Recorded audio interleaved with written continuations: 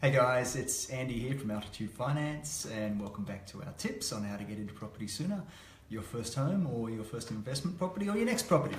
So today I want to talk about Lenders Mortgage Insurance, LMI. It's one of the things that the banks will occasionally present us with, and if we go looking for it, sometimes we'll actually actively look for LMI. But more on that later. Let's come back to that. This video, I guess, is really relevant for people who are first-time buyers, really trying to get into the market as soon as possible, or investors who are keen to really get better leverage and take their portfolio to another level, I guess. So what are we going to learn today? Okay, so big picture. How do the banks look at lending? How do they look at mortgages? How much deposit you have to put in? How much finance you can get? All those sorts of things.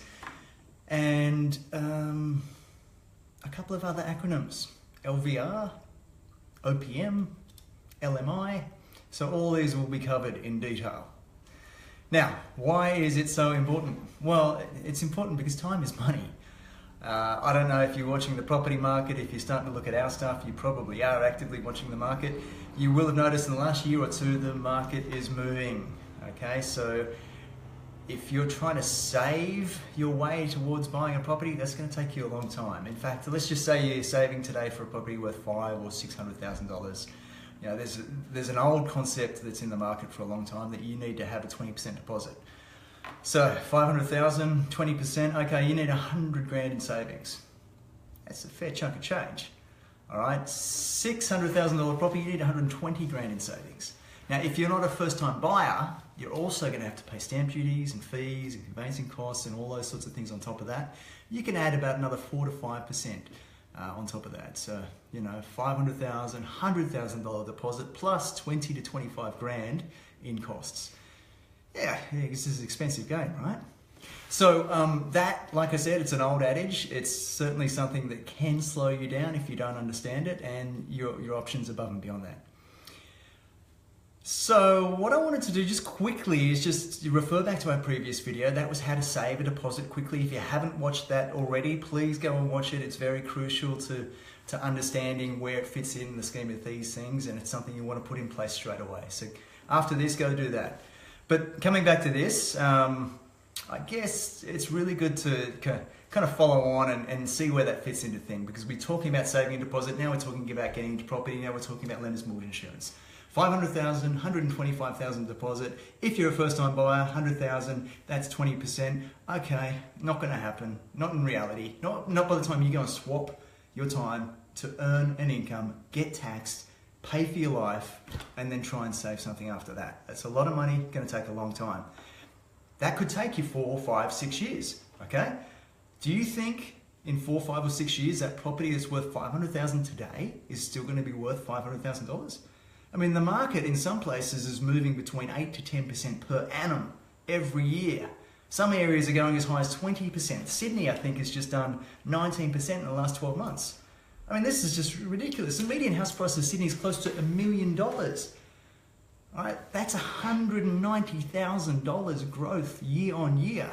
You're never going to be able to save a deposit to keep up at that sort of pace.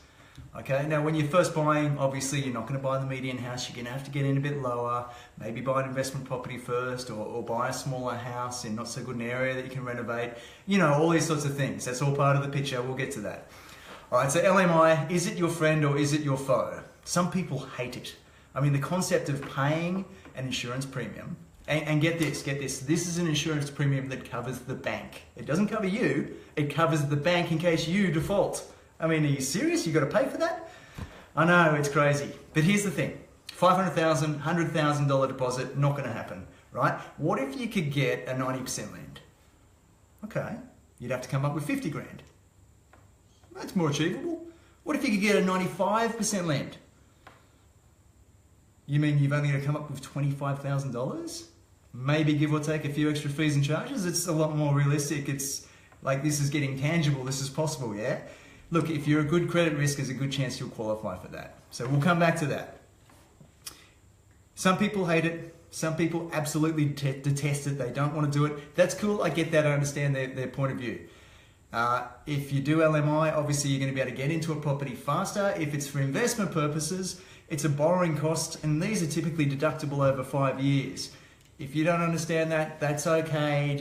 We'll get to that in due course again. Look, I love it. I love lenders mortgage insurance. If I can get it, or if a client of mine that I'm representing can get it, I always recommend they look at it and they understand it, and they understand the difference that it's going to mean to them.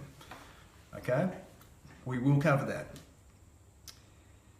Okay, we've covered 20% deposit versus covering 5%. First home buyers, investors, you guys, it's all tax deductible to you. You really want to take advantage of this. If you're not taking advantage of that, you need to go back and just sort of check your fundamentals and really have a good think about all those assumptions that you've got in there, and maybe do a little bit more research and understanding on that.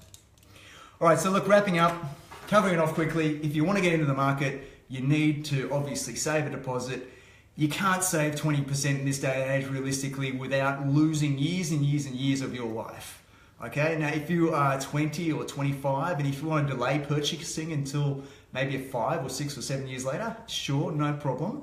Okay, but that's the cost of avoiding mortgage insurance. Otherwise, get into the market as quick as you can, pay the mortgage insurance, you pay it once only. Okay, and then it's good, you get the loan insured and you're done. Typically those loans are good for 25 to 30 years. I think I've made the point. I hope so. I hope it makes a bit of sense to you. If you've got questions, please let me know. I'll go into more detail if you like. If you haven't yet liked our page, please like our page. If you think this is relevant to someone, please share it. That would be fantastic. We're keen to get our information to as many people as possible. Thanks for your time. Have a great weekend. See you soon. Bye for now.